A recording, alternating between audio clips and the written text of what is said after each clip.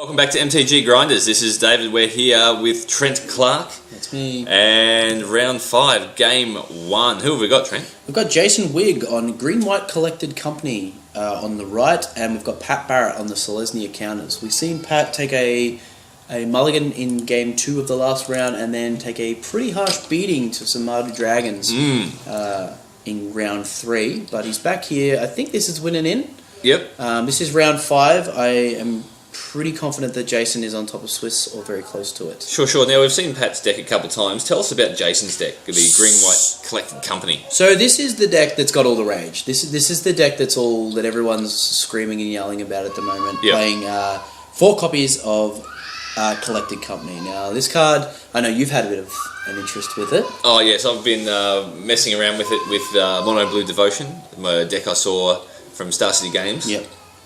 I had a lot of fun with it, and obviously it's made quite a splash in Modern as well. Yes.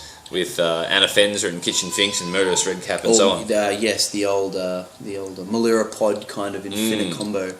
Anyway, this Green White Collected Company that Jason Wigg is running plays 1 copy of Anna Fenzer, Tree Spirit, 3 Brimaz, 4 Corsair, 4 Death Mist Raptor, 4 Den Protector, 4 Elvish Mystic, 4 Fleece Main Lion, 2 Hidden Dragon Slayers for Collected Company, 4 Dromoka's Command, and 2 Valorous Stance. Excellent. So it looks like here we've already got 2 double morph creatures. Yeah, terrifying. And an altered Elvish Mystic. Yes, actually, there's Elvish Mystics are really nice. Yes. He's got 2 of them. We see Albazan Falconer. We've seen it a few times on this table today from Pat. It's done a bit of work. If you can get a counter on it, it gets a bit of work. Otherwise, it's just a 2-3 for 3, I suppose. But does a bit of work, because we see Wigg misses land drops, double Fleece Main Lion, Den Protector, and it looks like Anna Fenzer, Tree Spirit, and Dromoka's Command in hand. Well, he really wants to get to that 4 mana ballpark, because that's where Collected Company starts to come into its That's the gravy. play. That is the gravy. As we see Wigg lining up an attack, this is an interesting, very interesting. Very interesting. Maybe he's just on the beatdown train. It seems really... That seems not good, though, at this point in time. Seems rough. Or maybe he's got a trick up his sleeve. But he's got double Forest. Well, what could he have here? So he can have a Den Protector, okay? We've got his list. He could have a Den Protector. I think the choice is to flip Den Protector and get back Elvish Mystic. But I'm not real sold on this. He does miss his land drop. He doesn't... And he's actually down a land, so he's down to 2 now. Yeah. Further away exactly. from 4. I don't like that Elvish Mystic attack very much. It just seems like it's a very counterintuitive. Yeah. Attack with the 2 morphs. You're going down in access to mana. Yeah. And you have a lot of 3-drop spells. The way this is going, Pat's going to take this game out relatively quickly. Well, it looks like he's ahead right now. High Sentinels of Arishan certainly seems to gum up the board well. I mean, at very worst, it's a 3/4 flyer for 4. I mean, there's the Den Protector to get back your Elvish Mystic, but you got to wait a turn for the Elvish Mystic to come online. Exactly. It's exactly correct, and it just seems there's another Elvish Mystic by the looks of it. So we've missed a few land drops, but we can double Mystic.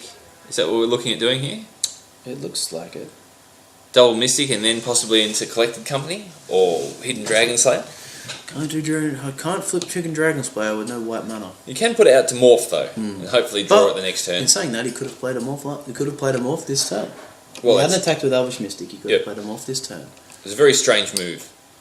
I'd really like to know his thought process behind that. Absolutely. He's obviously got a lot more experience with this particular deck. Jason is a very good player. Yeah. I met him in GP Auckland. Sure. And he, just the way he holds himself and the way he talks, is one of prominence, I suppose. Sure. Good knowledge, and all around a very good bloke. So he flashes us his unplayable hand at the moment, and passes the turn back, playing the Michael Barker of cards.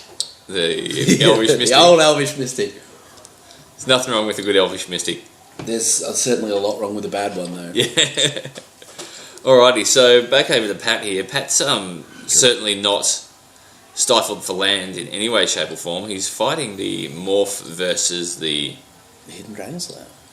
That is a good choice. That is a very good choice. And puts a +1/+1 counter.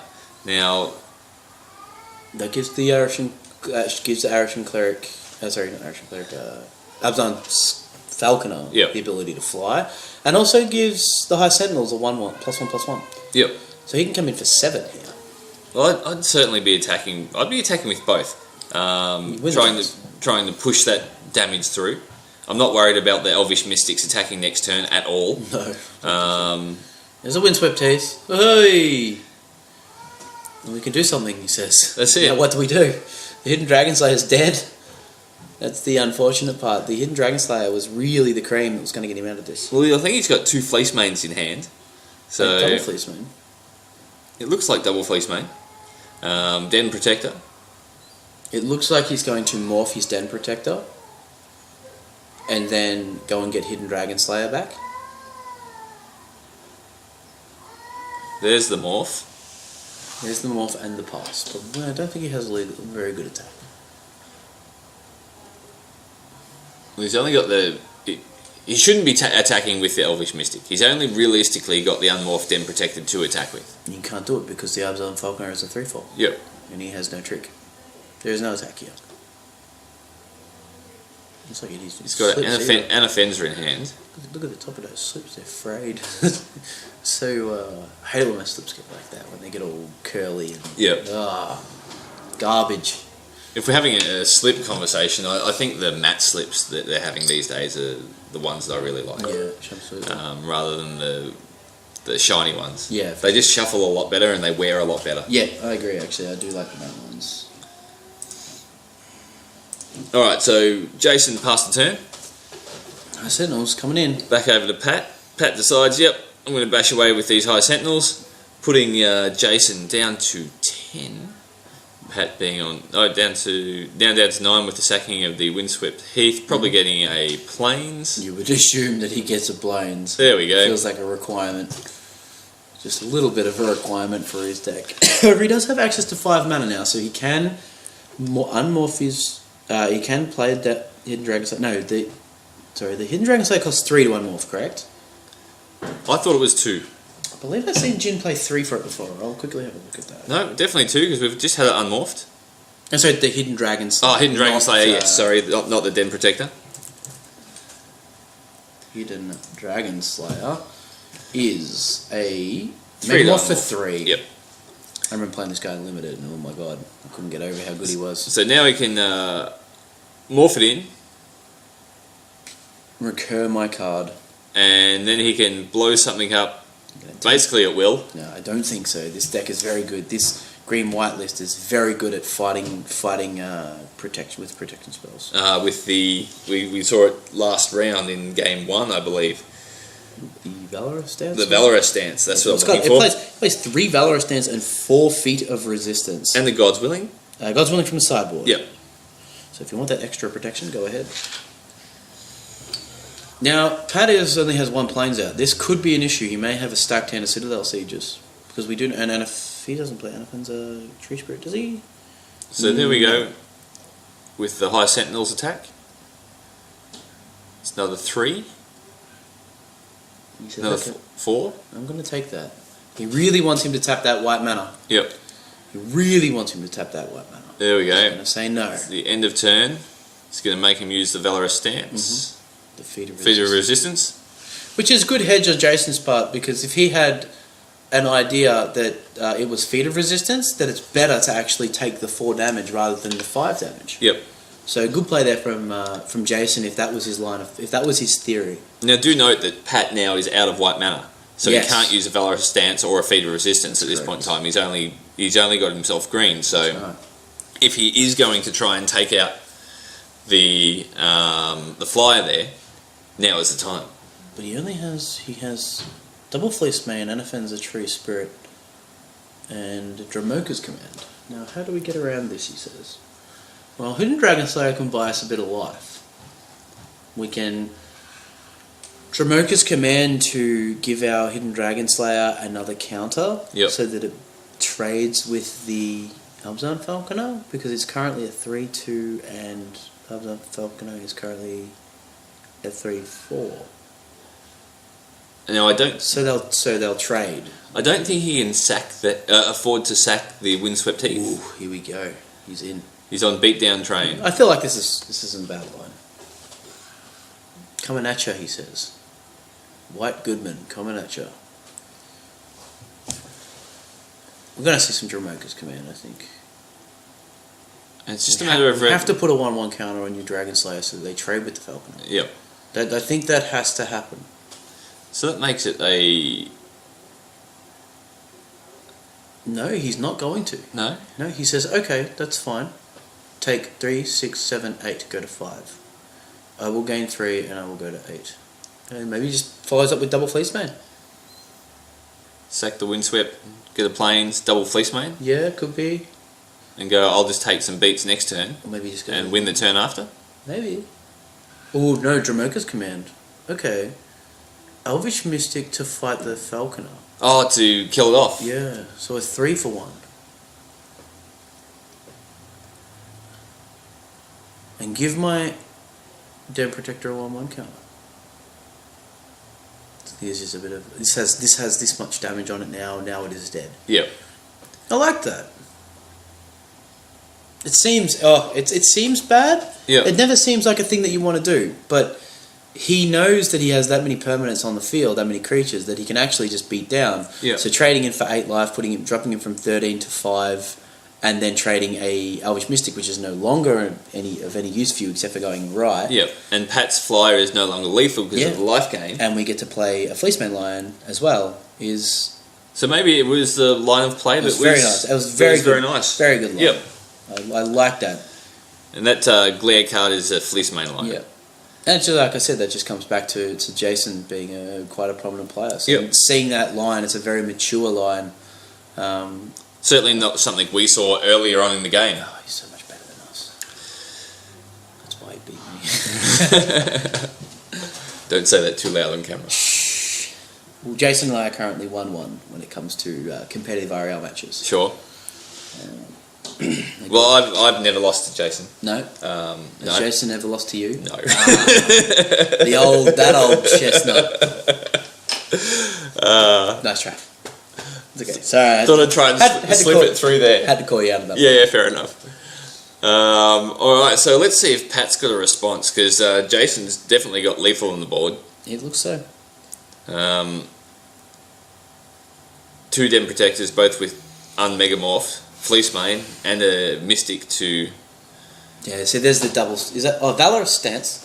Valorous Stance is actually no good. It doesn't kill anything right now. No. And the Citadel Siege that I was talking about with no access to double white earlier on. Yep. Has, I think he may just be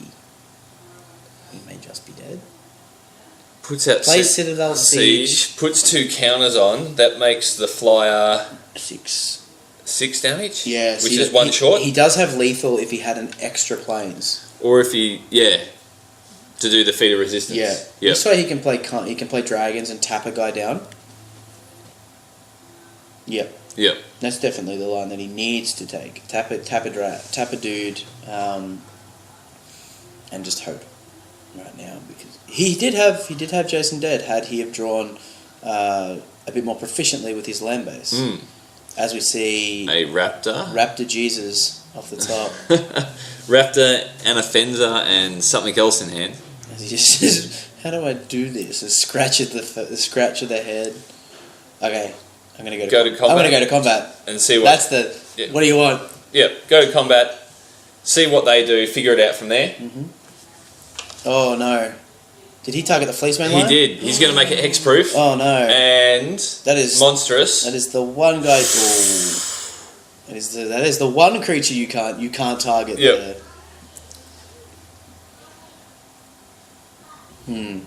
Very close. I would say. If you were Monstrous the Fleece Mane now, attack with everything, how much damage do you punch through? You'll get a total of 4 through either way. Yep. Because he has to block the Fleece Mane line. Yep. Don't play anything past a turn? Or do you not Monstrous, put out another Fleece Mane or an Offenser? Depends on his draw. It depends on his draw. He's still got Unattracted Tree Spirit. Another fleece main line. No, he lets it go. Yep. Punches through 4 damage. Yep. Go to 1. Go to 1. Play 2 guys if you can. Play Tree Spirit. Play Death Trap. Yep. There you go. Two guys. Okay. Yep. Trigger off an offenser. Make my Elvish Mystic a 2/2. Well, this has been an amazing comeback. Yeah.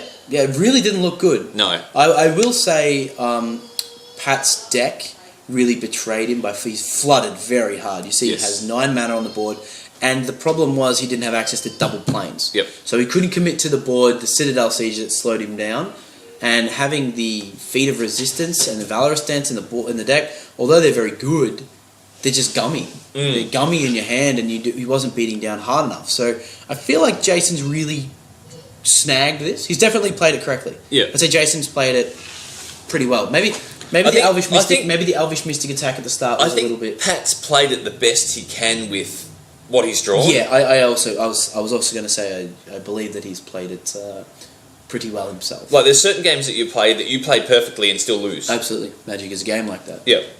Sometimes you just don't win. It doesn't matter. You go to 3 life and you stabilize, and the person draws a lightning bolt off the top. You were never in it. You were never in it. This is Pat attacks. Pat attacks. He's going to give his guy counters, but he doesn't have the white mana. Oh, he does have the mana. 4, 5, 6. Yep. No, he packs it up. He attacks. He packs it up basically. No, he got him. I'm pretty sure, didn't he? Can High Sentinels give itself a counter? Let's quickly look it up. I will have a quick look. We're going to, even though the pitch is going to stop, we're going to keep looking here and quickly have a look at High Sentinels. On target creature. So 3, 4, 5, 6. We'll find out for you in a second as to who actually won that game. Yeah.